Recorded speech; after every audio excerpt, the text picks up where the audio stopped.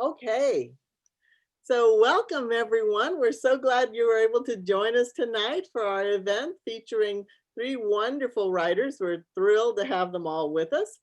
Now our first reader will be Jo Reyes-Boitel. She's a poet, essayist, and playwright. Somehow born in Minnesota, her family calls Texas, Florida, Mexico, and Cuba home. Jo's most recent work is She Wears Bells, a hybrid operetta that combines music, spoken word, voice, and choreography. It will be performed in October by theater students at the Palo Alto Community College in San Antonio. Jo's first book, Michael and Josephine, was published by Flower Song Press in 2019. And Jo is now at work on their second book and a chapbook and maybe a novella. She's very busy, very busy. So Jo, if you would like to join, to go ahead and speak, that would be wonderful. Thank you, Becky. Thank you, Jo, Malvern Books. Liliana, thank you for inviting me. It's always nice to be in casa, and I always love that I get to share a space with your voice. And always with Edward, because nothing makes a party like Edward in the house. I'm gonna read from my book. It's a novella in a novel in verse, a novella. It's a novel in verse. And so that means it's typically shorter poetic pieces that work like a novel. They tell a story, there are characters. And I'm just gonna read the first like 5 or 6 short pieces so you can get an idea of the feel of the story. And then you'll want more. And I won't tell you the ending. So I think Malvern Books has copies, right? Let's see. Okay, let me start at the actual first We page. certainly do have copies. We're happy to sell them to you. St. Michael's logic. St. Michael is feeling badass, has cut her hair, and everyone says her ears are very nice. St. Michael walks around wearing her lover's old shoes, left in the haste of moving out. When St. Michael sees her former love at the bar or planetarium, she remembers her amante's words. I have moved to a time before you existed. And so St. Michael, without pleasantries or concerns, lets the shoes walk her across the marbled floor, smooth. St. Michael says, if she really believes I don't exist, she shouldn't be compelled to turn as I pass. St. Michael on Craigslist. Now, when I say Craigslist, I mean the old Craigslist where you could have a hookup or a date, not the new Craigslist where you can get a free couch. St. Michael considers placing an ad in the Women for Women section of the Austin Craigslist. Something like, single warrior woman seeks calm artistic type for evening meals, well-made clothing, and Latin jazz. Seeks LTR or some variation for mutual appreciation. Must understand, I travel for work. But it was gay pride, and those who wanted to be coupled were going to be, she reasoned, and so she left things as they were. Now here's where we finally meet, where Josephine and St. Michael meet. St. Michael recounts how she met Josephine. With autumn comes a sky forever powdered orange. It's a harvest party, and Michael first saw a woman the color of gold, with a laugh that shook her hair down her back into a cascade of leaves. Later that evening, they were introduced formally. Josephine, this is Archangel Michael. Michael, Josephine. Both smiled. And when St. Michael spoke of having visited the Dominican Republic, Josephine offered a few steps of merengue, leaving Michael no choice but to offer her elbow and lead Josephine to the dance floor. They left together that night, still dancing. Because Josephine is Latina, of course she tells her mother right away that she's met the Archangel Michael. Josephine asks her mother why the archangels are also saints. All that is made by God is holy, mijita. All spirit running through us, santa. Thing is, We are holy, but we lose our light, our heart, our life purpose. That monarch's flight, a plant's grasp of the sun. 3 archangels made saint because they were cherished, and the archangels devoted to advocating for humans. Saint Michael, the most beloved, so charming, so chivalrous. People name their children after her, invoke her name, name churches for her, mount her image over doorways. But the angels work together. Raphael made saint to protect young lovers and those who are leaving their home. Gabriel to safeguard text messages during Mercury retrograde or the Facebook. Michael, God's number 1, to protect the military, police, firefighters, and grocers. I don't know why grocers. I mean, it is what it is. We all eat, right? This is a picture of Michael before Josephine. Before Josephine, Saint Michael wasn't lucky in love, not unlucky exactly. That's not right either. But women want some attention. Eventually, a disruption in the world will blossom, and there are wars at every corner, and the dead need to be led to the after, and there are children without loved ones, and there's blood in the waterways, and there are earthquakes tearing into soft stone. Putting all this aside is difficult. Her face wounded even as she falls into the tenderness of a woman asking, "How was your day, sweetheart?" The moment rage crawls from its damp space, she's compelled to answer. Impossible to toss that duty aside, to not humble herself to its pain, to not respond, leaving her lovers full with doubt.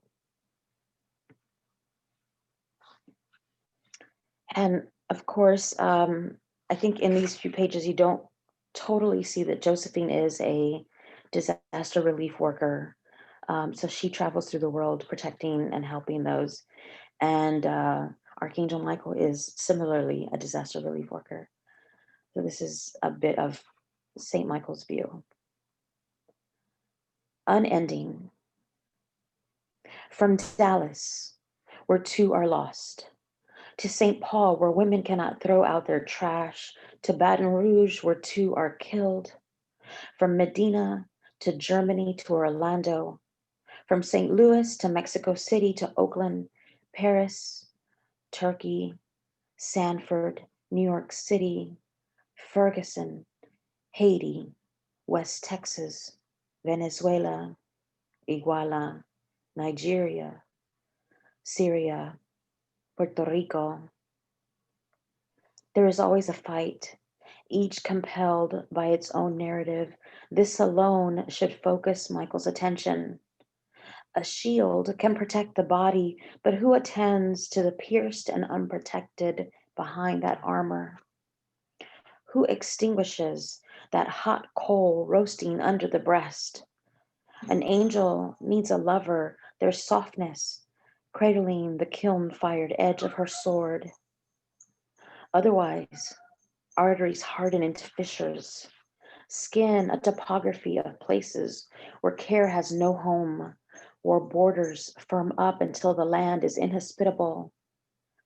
Generosity is the one thing we are asked to carry in our arms, to give what can be managed, a sliver of what's been given, to keep the body warm, to keep the arms open, every birthplace carrying the truth of its own departure.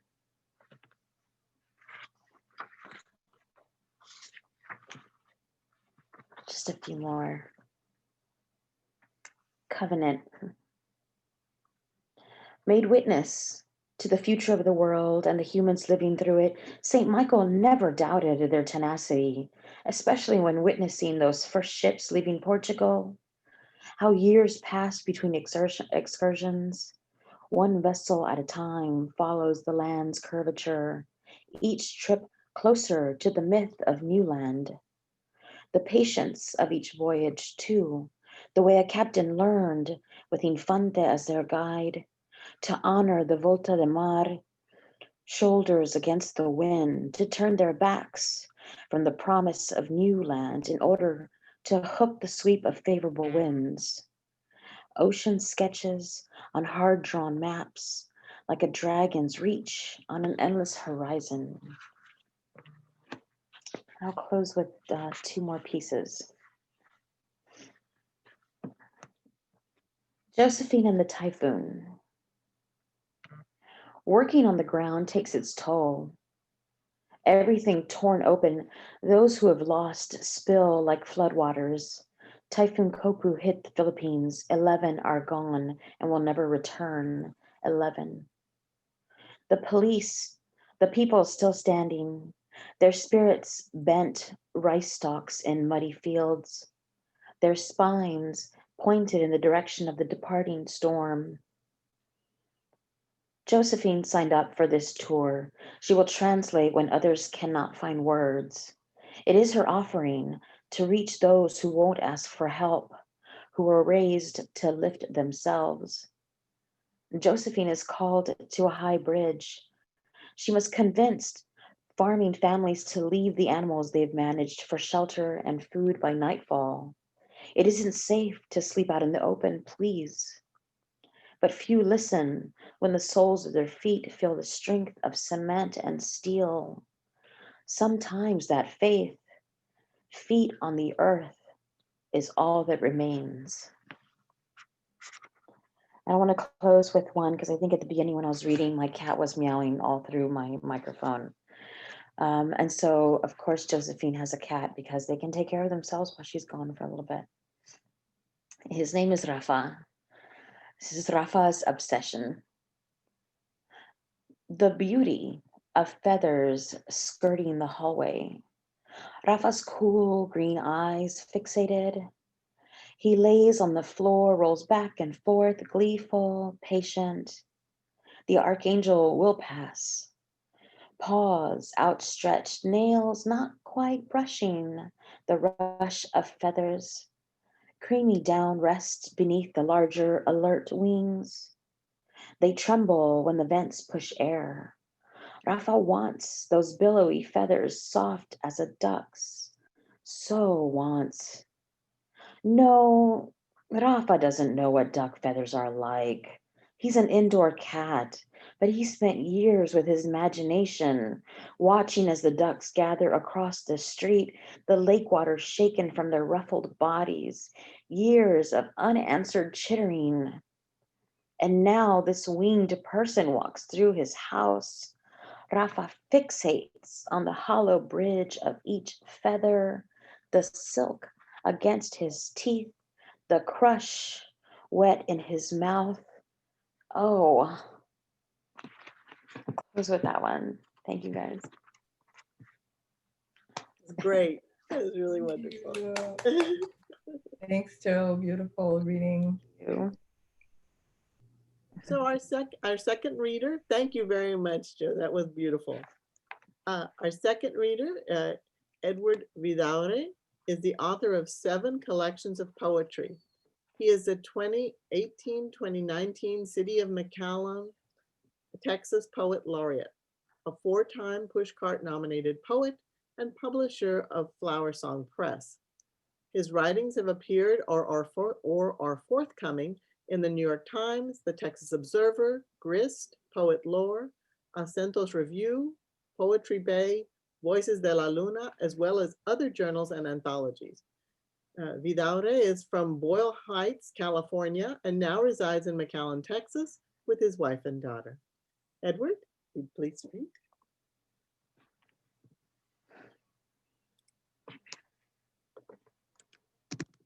Hello.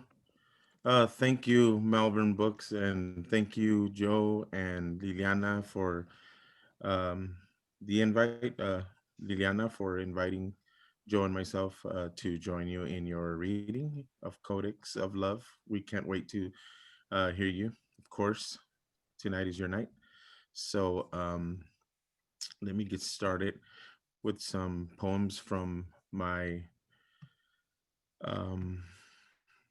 see, I think I lost it. Here they are from my new book, Pandemia. So this first poem is titled Los pájaros saben. Can you see me?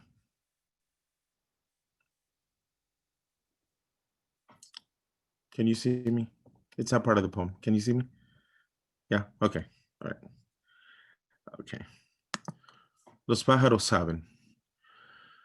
Los pájaros saben. They perch on wires looking down at me with sorrow. Los pájaros saben. I whistle a tune. The kiskadee turns away. Los pájaros saben.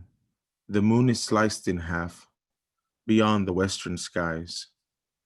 Los pájaros saben.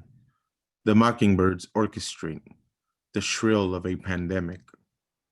Los pájaros saben. The woodpecker's Morse code is the answer.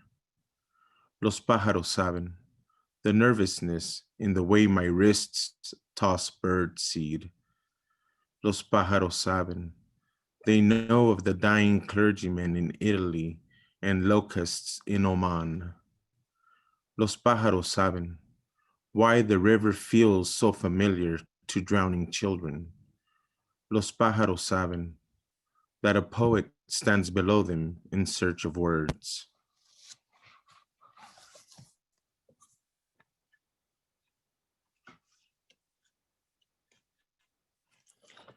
This poem is titled A Requiem. A requiem of song fills the air in Italy. An organist donates a heart song with little time left to see the billow of the coming white smoke in the Vatican Square. A sax player leans over his balcony in a high fever to cheers from the apocalyptic choir. These are the songs of color and wind. A requiem of song fills the air in Italy. Men and women find their odes, and out-of-tune throats soar and blistering the afternoon skies with their soprano cries to a God that sits like a gargoyle atop a warm cloud in tears. These are the songs of finality and renewal. A requiem of song fills the air in Italy. Children jabberwocking, and the elders hold the songs of 100 winters in their throats, waiting for the millennials to fine-tune their instruments so they can too join in on the ultimo concerto. These are the songs for tomorrow.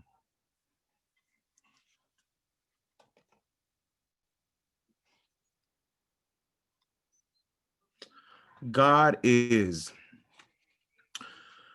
God is an open wound, a kung fu movie, and a celestial sicario. God made our president with leftover road cotton and grackle droppings. His sandals are of leftover human skin from the factory of suicide rock stars. Today he wears the kneecaps of Janice to match his UFO belt. God is unfazed at 3 p.m. He whispers to me from a 6 feet distance. God lays naked on steel surfaces with his long hair covering the shadow of men. God has a sticker on his chest that reads, I voted. He's nonchalant. He has a twin. She does all the good work. 2. God is your God's God, yoga and breathing. She is the breath of life. Latex gloves and exhaling the sun over mountains. She is the blamed, the curve, the torn Achilles heel. God is a beat poet, the coming strain, the big question, the control, the last minute mind changer, the finger on the gun, the safety switch. God is the ultimate filter, the event planner, the street cleaner, the thing in the sky that was there and then was not, the ventilator, the death toll. She knows the bodies are coming. 3. God is language, a lisp and stutter. God has Down syndrome, the autistic genius, the only child. From the other side of the tracks, have you ever thought of God as old? the wrinkled hobo and toothless smoker, the girl next door, the square-jawed bad hombre, creator of a new earth between ellipses, growing peonies on hyphens. God is soil and water, the trans angel, the monk making booze, the anorexic gargoyle breaking off a ledge, the movement in the painting. God's number is 8 digits behind iron bars, the noisemaker, the vuvuzela in purgatory, guilty. God is doing time. 4. God is a found poem in exile, an unbelievable truth, an asteroid belt crash, mammoth, that sound, that silence. 5. God is tired of rising on Easter. God is trying to figure out the diameter of this pandemic, writing ghostly hymns for the dead. Did you know God was the celestial laureate? Sky writings, the sounds you hear in the morning of birds and wind chimes, speeding cars and barking dogs. Did you think the sound was just that? Commotion? God writes those sounds into existence every day. I know when God is in a Motown mood, a hippie rock, or just a lounging jazz mood. And when it's too quiet, God let the whiskey get the better of him. 6. God likes to drink with me, and I listen.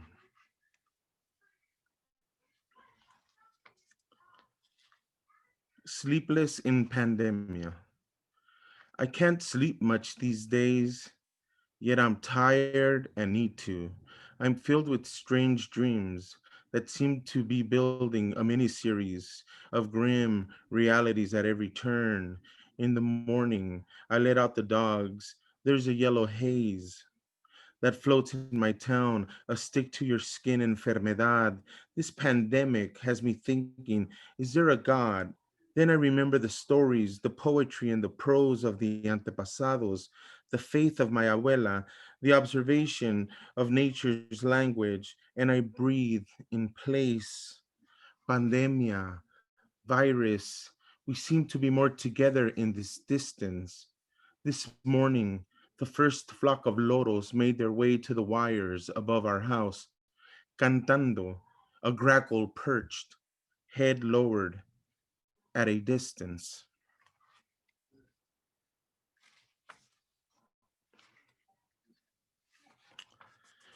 Generation Z. They both stare at their phones. Kid tugs at dad's shirt. Then mother's dress. Neither budge. Kid sits on floor, picks up a snake, eats the snake, then throws up. Kid stands up, begs for attention, sits back down, picks up a gun, puts gun in mouth, pulls the trigger. Parents stare at each other, get on their phone, download an app to give them instructions on how to cry.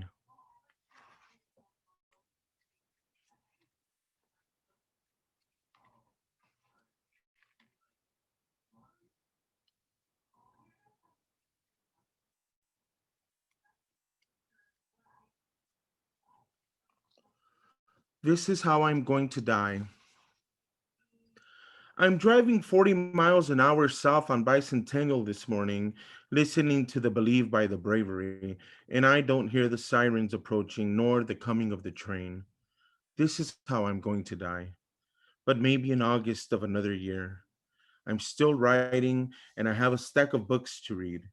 My daughter still waits for me to come home after work, and I haven't seen my mother in a while. And the train will be coming real fast, like in the movies. In the train, a cargo of important metals, maybe even parts to make a new shopping mall. Shit, I don't know what trains carry anymore. Mais, dirt, fuel, coffins. I'll have a perfect cup of coffee. My house will not be my home anymore, nor my books need reading. I won't have any cigarettes to smoke. The big tree out front would seem to be looking away. All the homes as I drive by will have their eyes shut. Every light as I drive green as if pushing me away faster. I will pass by a men's shop with a sign that says 70% off all men's suits, and I'll know which mannequin I'm wearing to my funeral. And I'll read one more poem and give it over to our star of the show.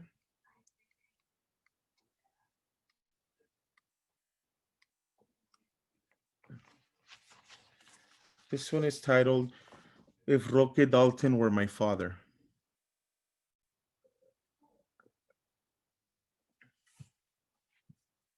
I was gonna say everyone's so quiet, but it's everyone's on mute. Okay. If Roque Dalton were my father, one, we would have discussions about the lake in the sky, the longing for pupusas del Oroco as we sit and fight off the Texas heat drinking ensalada. I would be smoking and he would be writing to El Salvador with his gray hands, perhaps a poem, a song, a new anthem.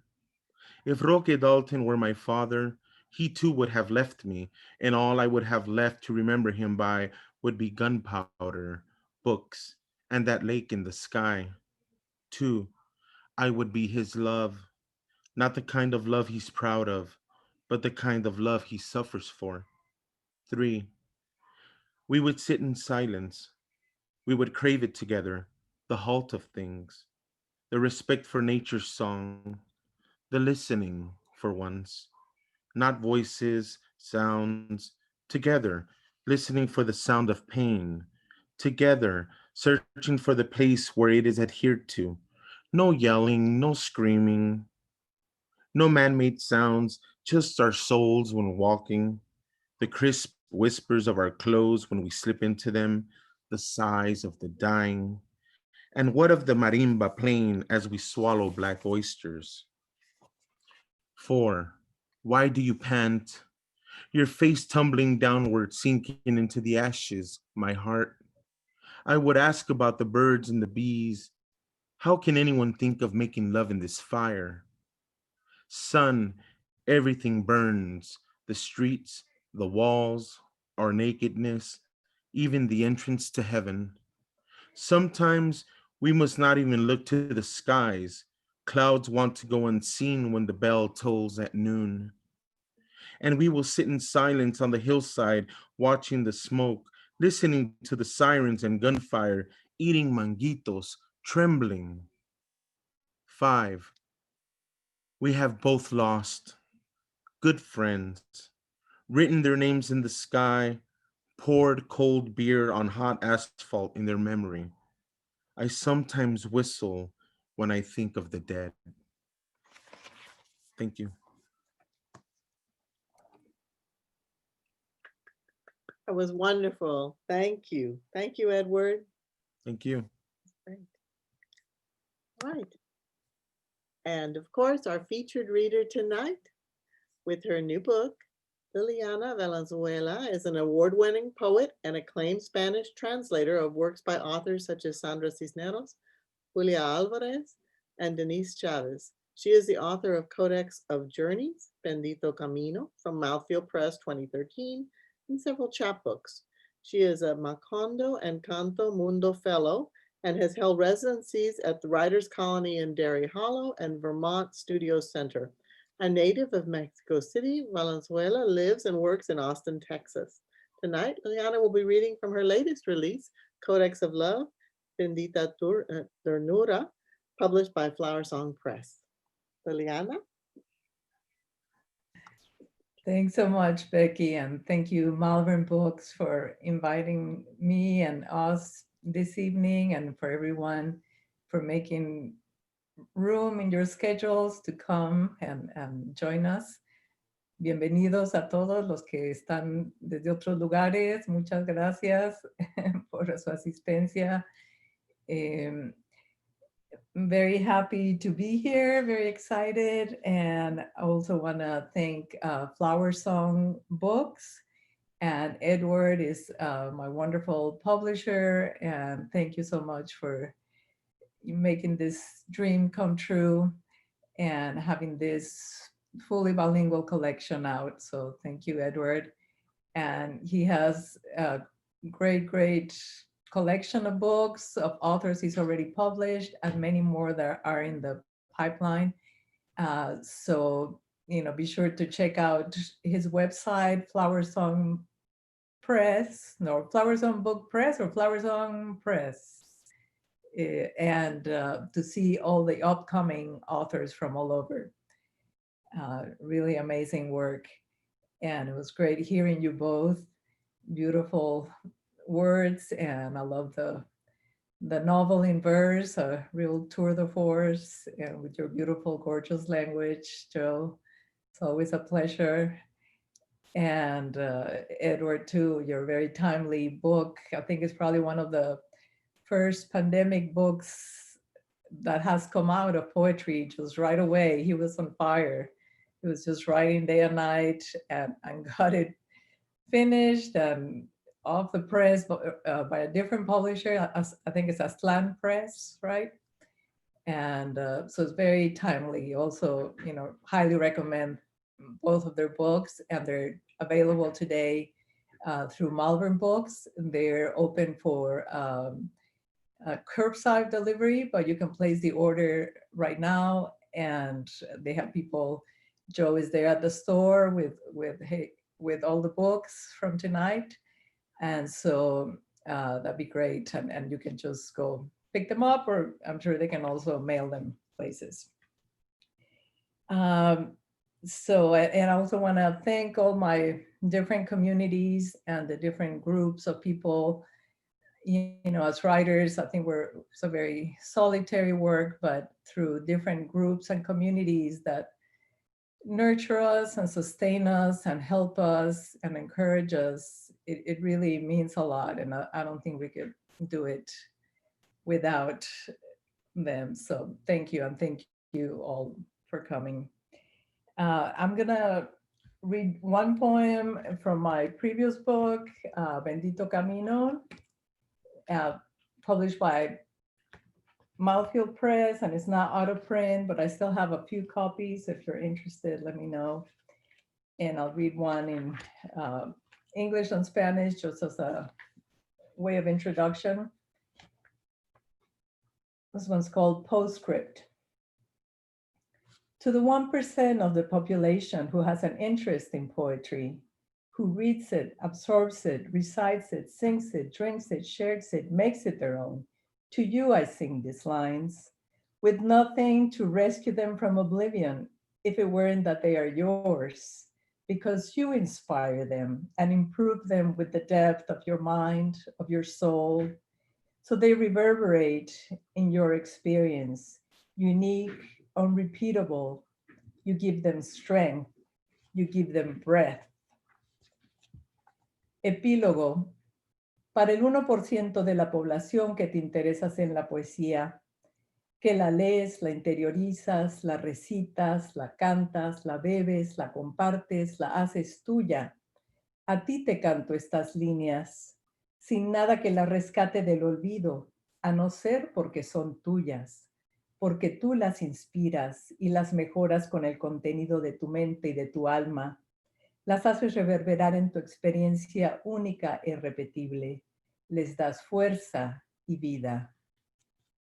So that's for all of you. And I also want to thank all my translators for this book, some of whom have passed away since they didn't get to see the publication of this book, but Angela McEwen and Fred Fornoff, and then also Gary Rice and Arturo Salinas, and they translated the poems from Spanish into English, and I translated the ones from English into Spanish. And yesterday it was the International Translators Day. So I know some of my colleagues are here too, so congratulations everyone. Feliz Día del Traductor a todos nuestros lingüistas aquí presentes. So my book is divided in 5 sections. And I'll read a couple poems from each section. The first one is Desire, Bendito Clitoris. The second one, Ekphrastic Poems, Imágenes. Third one, Where I'm From, De Donde Soy. Fourth one, El Norte, USA. And the fifth one is Mundo y Espíritu, Spiritus Mundi. So, and I'll be reading some in English, some in Spanish, some in both, just switching around. Solstice Moon. Sleeping in the nude under bright moonlight, a man and a woman love the evening in swift strokes, the breeze surfing through the open porch, the clouds parting to underscore this solstice moon. Drenched in sweat, they have moon in their eyes, and sleep finds them silver bait. Purple martins, sparrows, and mockingbirds sing through the night, confounded by the light. A jagged song, a cry, the beating of wings, birds multiplied in tall nests. The evening stands still. A man and a woman lay side by side on thin mats, caressed by the wind, at the mercy of stars. Luna de solsticio.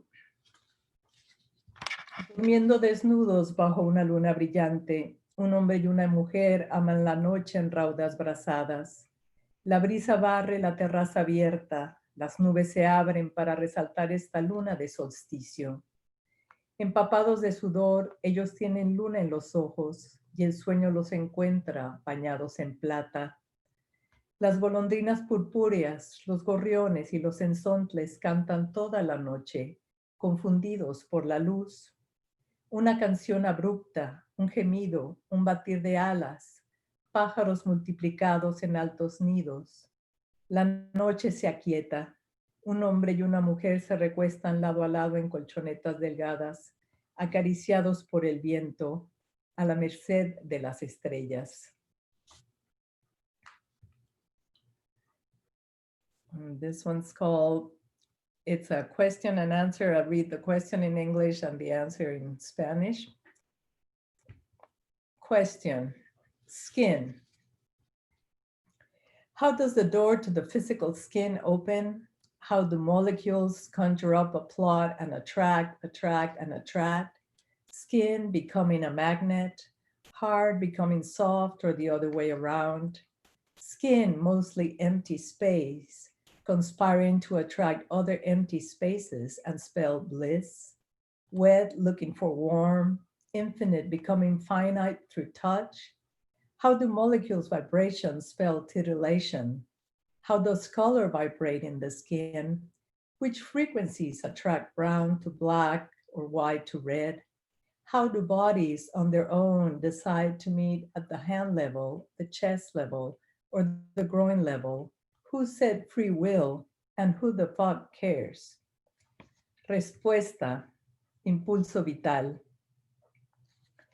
Recuerdo la mirada helada, el quedar separada e inmóvil en el tiempo, mirando sin querer o sin que nadie se dé cuenta de que estás como babosa, con la boca abierta, babeando como un animal, candente, alelada, hipnotizada por un pectoral o un bíceps bien esculpido en glúteo mármol, axila rasurada de hombre, raise your arm, así me gusta verte, profusión de músculos que caen como un racimo de uvas que se desgajan al tacto, abanico de posibilidades tersas y feromónicas, odisea de lengüetazos fértiles, abruptas caricias enjauladas, ramilletes de vaho y vino, montura de la más fina piel, amuleto de marfil tallado, empotrado hasta el amanecer, rítmico saltimbanqui de plátano macho y ajustadas truzas de oro, penacho de Moctezuma, cruz de la Vera Rica de la Vera Cruz,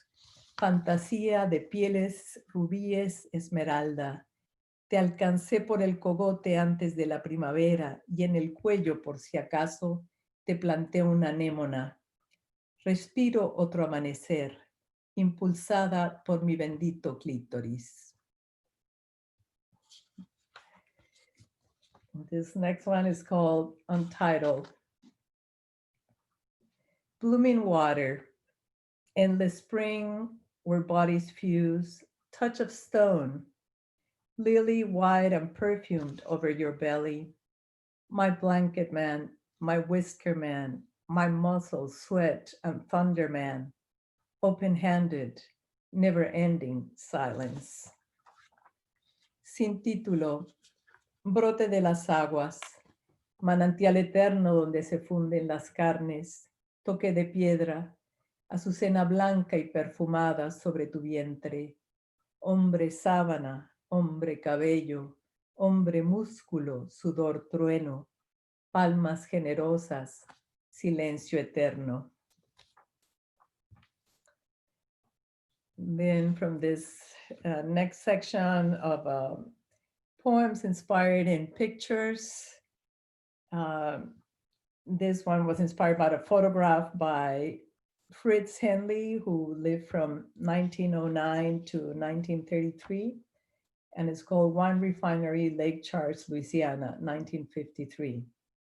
And it reminded me of my home in the refineria.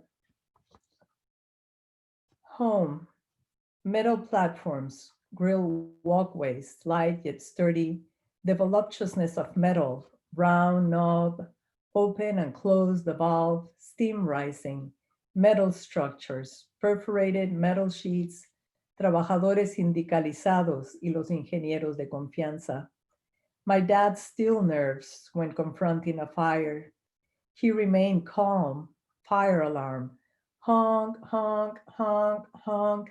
At night, towers flooded with light, big reflectors slice the night mist, vapor, toxins, or just water, a city of light and steam, pipes taking in raw oil for refinement, giant globes containing who knows what, skin burning, nostril incapacitating liquids or gases, the hum and grind of metal pipes letting off steam, big burner in the distance, arome primeval bonfire to the tepanecas of Azcapotzalco, burning, glowing in red, yellow, orange, better than any sunset, our own sunset, what home looks like. Northwest quadrant of Mexico City, past el toreo de Cuatro Caminos, bullfight ring, por periférico norte rumbo a satélite, a large, trashy boulevard, then the moving gate of La Colonia, armed guards at the booth, checking movement in and out, inside, peace, home, and a whiff of brimstone.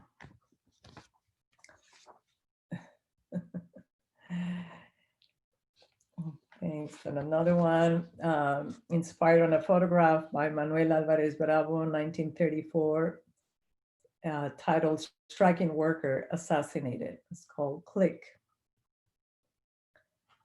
Manuel just happened by, his camera around his neck, when the strike came to an end. The clash, thin, youthful bodies versus hard bullets. At his feet, a young man in a neatly ironed checkered shirt, wearing pants with a belt, spills his blood on the pavement, expiring, passing away. Yet Manuel, with a click, instinctive and arbitrary, prolongs his life a few seconds, just enough to place it before your eyes. Click, inspirado en la fotografía de Manuel Álvarez Bravo, 1934, se titula Obrero en huelga asesinado. Click. Manuel pasaba por allí, cámara al cuello, cuando la huelga llegó a su fin, el enfrentamiento, cuerpos jóvenes, delgados, contra balas duras. A sus pies, un joven, camisa a cuadros bien planchada, pantalón con cinturón, derrama su sangre sobre el pavimento. Se extingue, se va, pero Manuel con un clic instintivo, arbitrario, prolonga su vida por unos instantes hasta llevarla ante tus ojos. And think I'll read this one. That's also where I'm from. And I have it both in English and Spanish, but since I have a lot of La Familia present today, I'll read it in Spanish, and it's a little bit long, but just if Spanish is not your language, just hang in there a little bit. It's called ¿De dónde soy? Al compa Levi y los macondistas, un poema inspirado en George L. Lyon. Soy de azufre y gasolina, volcanes y valles, de galletas Marías, Bel Rosita y la XCW. Soy de casas con jardín, calles sin coches y un quemador de gas ardiendo a la distancia. Soy de pasto, árboles y geranios, de pirul y colorín, cuyos frijolitos rojos frotábamos en el pavimento para quemarnos la piel entre mis hermanos y yo. Soy de kermeses y posadas, de mi prima Sandy y mi tía Güera. Yo vengo de Jesús, María y José, y del qué dirán, ponte abusada, y al buen entendedor, pocas palabras. Soy de cierra las piernas y no hables con la boca llena. Soy de mocosa del diablo y de la Santísima Virgen. Soy de Tenochtitlán y el defectuoso, de Valenzuela y Aguileras Narigones, de Chinín y Charamusca, sopa de fideos y chiles rellenos, aceitunas y flan. Vengo del tesoro escondido del intendente Riaño en la casa de los abuelos en Guanajuato, y vengo de mi papá que iba a vender leche a caballo en Tabasco, y su mamá lo regañaba porque a todos fiaba. Los retratos de mis antepasados los llevo en mi cartera, con la sensación certera de que ellos me protegen y desde el sur me recuerdan. Somos de sal, chile y dulce, tamales de hoja de maíz y de plátano, rubios y morenos, pero eso sí, muy leguleyos y mitoteros. Soy una chilanga tejana que al norte vino a parar y aquí a sus hijos a criar, pero de mis paisanos no me olvido, ni aquí ni allá. En México conocí a mi gringuito y hasta el norte lo seguí. Dejé de usar brasier y en la Universidad de Texas me inscribí. Entre los gringos me confundía, pues parecía bolilla en vez de pura mexicana. Pero las apariencias engañan y con el paso de los años me he vuelto una chicana a la inversa, con un pie a cada lado del río Bravo, del río Grande, y entre mezquites y magueyes entono mi canto. Con mucho cariño a toda la familia y a todos los amigos que son familia.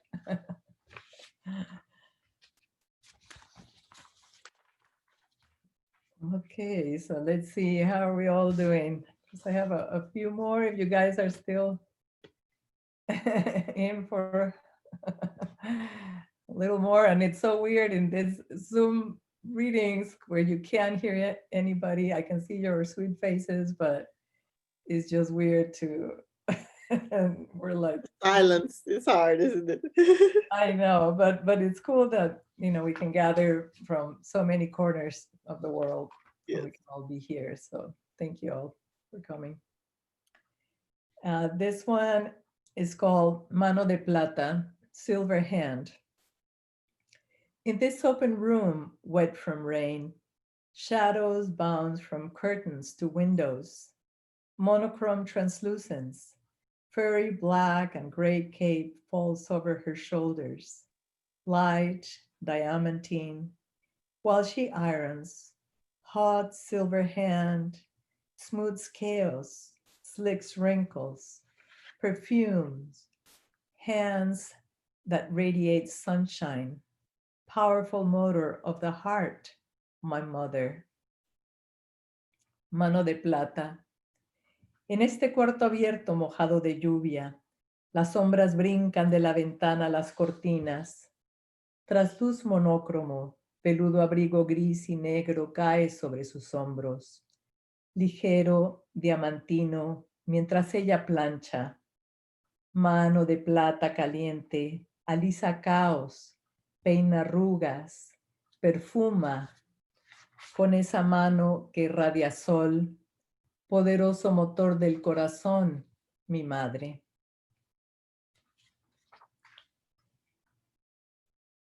And this one It's called The Stray Lamb. Years, weeks, days have gone by, ugly words, misunderstandings, rumblings of earth buried in forgetting, silence, sorrow after sorrow gathering leaves as if they were the rain. Until today, that is, on the other end of the receiver, I love you, papi, she said. Disbelief swelled, dikes overflowed, walls came tumbling down with a simple phone call. I'm fine, don't worry, she said. At that very second, the dead came back to life. The wounded healed, and my mother in his dreams whispered into my father's ear, I will never forget you. How strange then for the starry sky to stop mid-rotation. Him glancing up at the stars, yelled out, the dog barked, and the ancient iguana skirted away. It wasn't every day that love came into view. Two thin voices, pale like lilies. Who? Who? He didn't understand. Could it be? Thoughts paraded past one another with the lost lamb, the most sought after and beloved, bleeding softly on the opposite shore. And let's see, I thought I had that one in Spanish too. Let me find it here real quick.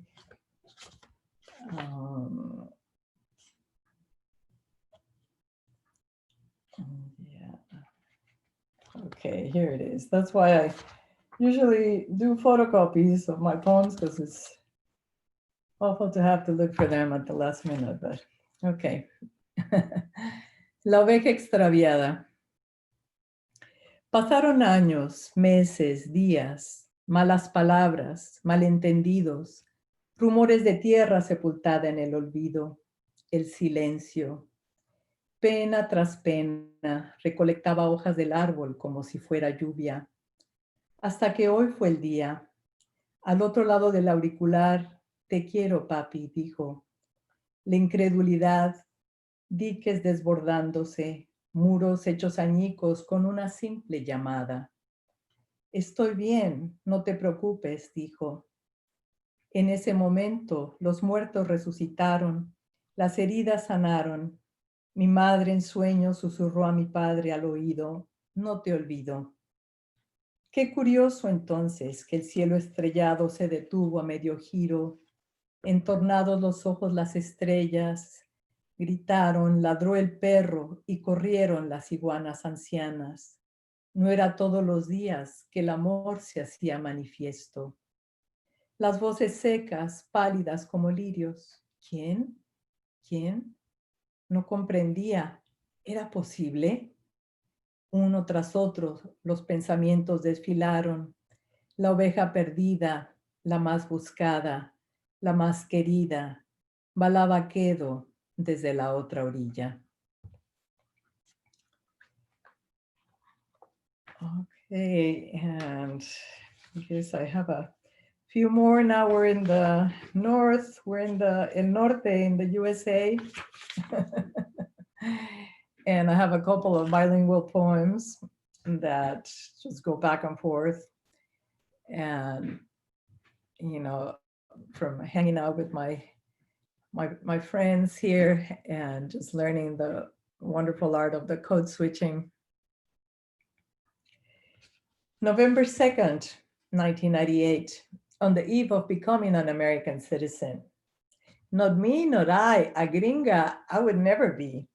Gritos de muere el imperialismo yanqui resonando en mi cabeza. Yo, la Malinche, there is always me searching research, going full circle, me, an American, a Mexican American, a bona fide Chicana chayotehead. My life is here now, raising my bilingual chilpayates, married, metida hasta las chanclas in this brave new world. A binational, una Nutella bicolor, vainilla y chocolate, dual citizenship. At least los políticos in Mexico finally woke up to all raza on this side of the border. Welcome, paisano. Bienvenido, amigo. Hasta que se les prendió el foco, cabrones. Ahora sí, pásenle que su nopal está lleno de tunas. And I guess aquí en la frontera, sorry, I messed up my pages. En el no man's land, mujer puente, mujer frontera, mujer malinche. Ahora sí, cuando me chiflen por la calle me podrán decir gringuita y por primera vez lo seré. Una bolilla, una gabacha, mis ojos azules y cabello rubio por fin corresponderán a los estereotipos de la gente. Pues you don't look Mexican. Entonces, ¿qué parezco? ¿Acaso tengo changos en la cara? When I die, I spread my ashes along the Rio Grande, the Rio Bravo, where I once swam naked. And this other one, it's also bilingual, back and forth. It's called Darkness. Darkness, beads of sweat, rocío sobre tu piel de durazno, the difficult breathing of a good nightmare. Growing limbs, perfectly molded lips, you mumble. Heart to heart, antidote to monstruos. Canciones de cuna, big boy that you are. Los cochinitos, la muñeca fea, simple gifts. You mumble sweet nothings in your sleep. Crew cut, crespo y sudoroso, manitas toscas on your chest de angelito. Que Dios te bendiga ahora y siempre, mi niño bueno de la luna verde.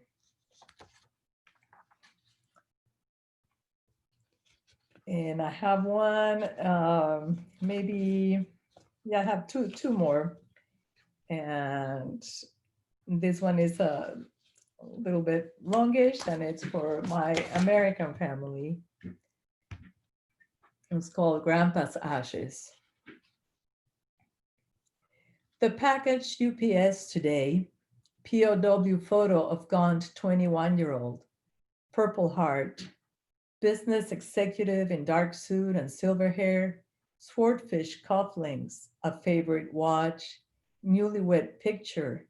She's holding 8 calla lilies for the 8 children her womb will bear. His seeds survived war, camp. Ich bin krank, ich kann nicht arbeiten. His reply to his German captors at the wintry stalag. Too famished, too homesick to work. A newfound faith, making deals with God. Forever eat dessert first. Life is uncertain. Nothing to talk about, nothing at all. The horror. Did you ever kill someone? His sons want to know. I wouldn't know. You just shoot at the invisible enemy. No way to know. Ziploc bag, 3 pounds of ashes, even his eyelashes and tongue. I'm not prepared for this. Repack box swiftly, shove it in the closet for a later day. My father-in-law, my children's grandpa, lost to Parkinson's, stole his mind, his walk, his going downstairs confidence, mine weedy with side effects. How was the melon harvest? Melons? I picked raspberries once in Denmark a long time ago. Is he thinking I harvest because I'm Mexican? A migrant worker of sorts, sowing words and reaping poems, but melons? I try hard not to laugh. Anguish like a razor blade cuts across grandma's eyes. Excuse him. We weren't like this before. He proceeds to instruct me on the proper way to slaughter 10,000 pigs step by step. Industrial scope, things to avoid, tips from hard-won experience. Sausage making empire started in Pete's shed, his wife's recipe. Later came the son's ink. Mustn't forget proper procedure, like clockwork. The man that danced stiffly with me on my wedding day, fulfilling his duty, the expectations, that man who led thousands and knew them each by name. The man who took his sons hunting and indulged his daughters shopping, now a shadow. One day he stuffs his mouth with grapes, sprays diarrhea on immaculate twin bedroom by the lake. His crucified wife curses the Lord on a crutch. He spews sawdust and dynamite, emergency carpet cleaning care. My brother-in-law emerges hero for the day. I'm still not ready to put the ashes in the Chinese monkey bronze urn. Annie's children stick their fingers into ashes, leaving a trail across furniture, a sensible connection with Grandpa. Communal remembrance of torn fibers, one tear too much or not enough. Requiem for a loving man whose mind began to die long ago, distant amid slaughtered pigs and melon harvests. So we started with Eros, and now we end the reading with Thanatos. Another poem about my father and in his latter days. And this was inspired at a visit in San Miguel de Allende in 2017 during the Candelaria Festival, where they sell lots of plants in this outdoor market. The Candelaria Festival. I walk along your paths lined with trees in the French style since Porfirio Diaz's time. Vendors offer plants for sale anywhere you go, from the humblest of cacti to medicinal herbs for diabetes, rheumatism, or arthritis. A man sells coconuts at 30 pesos a pop, machete in hand. Now my visits to Mexico fill me with longing. I miss my papi and his slow amble, his curiosity about everything pretty there is to see in the street, the way he strolled along and went out to meet the world head on. Today, I paused to watch a man making pottery in the park, pumping away at the wheel with his foot, molding a jug with skilled hands, giving it form, creating something useful and beautiful out of a shapeless lump. Near the end of his life, my father would see things, pointing at a picture drawn in pencil on the wall and saying, "That's you as kids." My indulgent, food-loving, chatty, jokester, pensive, intelligent dad. Walking on the cobblestones today, I recall your steps in this world. And my heart skipped a beat remembering you walking through the airports, almost blind, relying on the goodwill of other passengers, but with that yearning, that longing, that stubbornness to go on.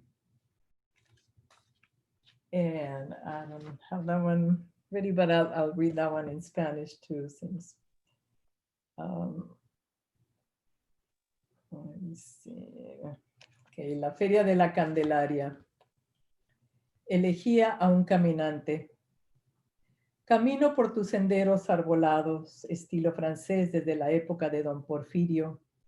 Los vendedores de plantas las ofrecen por doquier, desde los humildes cactos hasta las hierbas medicinales para la insulina, la reuma o la artritis. El hombre que vende cocos a 30 pesos cada uno, machete en mano. Las visitas a México me llenan ahora de melancolía. Me hace falta mi papi con su caminar pausado, su curiosidad por todo lo bonito que hay que ver en la calle, su modo de pasear, de salir a encontrarse con el mundo. Hoy me paré a ver al hombre que hacía vasijas de barro en el parque, empujando la rueda con el pie. Artesano del barro, moldeaba un tarro con sus hábiles manos, dándole forma, creando algo útil y bello de un poco de arcilla. Al fin de su vida mi papi ya alucinaba, nos veía en un dibujo pintado a lápiz en la pared. Ustedes de niños. Mi papi consentidor, mi papi goloso, mi papi platicador y bromista, mi papi pensador e inteligente. Al caminar hoy por el empedrado recordé tus pasos por el mundo. Se me encogió el corazón de recordarte caminando por los aeropuertos, casi ciego, a la buena de otros viajeros, pero con ese anhelo, esas empecinadas ganas de vivir. San Miguel de Allende, Guanajuato, 4 de febrero de 2017. So I think that's all I have. Thank you guys for being such a wonderful audience. And I have my husband and my son here in first row sitting. So thank you all so much for coming. And it was wonderful, and it was just lovely. And your poetry, especially the ones about your father-in-law and your father, those touch me so much because of my own parent. They remind me so much of my own parents, and makes me pretty weepy. It's just lovely. It's I lovely. know, yeah, it's hard to finish reading them in one piece. And we definitely have three amazing readers. Thank you all so much for being here. We really appreciate it. At Malvern Books, of course, we have all the books of the readers. 512-322-2097 is our phone number if you want to go on our website. There's also an info@malvernbooks.com where you can send us an email. We'd love to be able to provide the books for you, and we're happy to do that. We'll be open bright and early tomorrow if you can't call tonight. Well, bright and early. I keep saying that when our hours are now 12 to 5. It's very different now, pandemic, the pandemic curbside world. But thank you all so much. I don't see any questions in the chat. I think, but there's lots of praise. I hope everybody can read a lot of the comments. Everybody is talking about how much they enjoyed everyone's reading. And thank you all so much. I really appreciate it.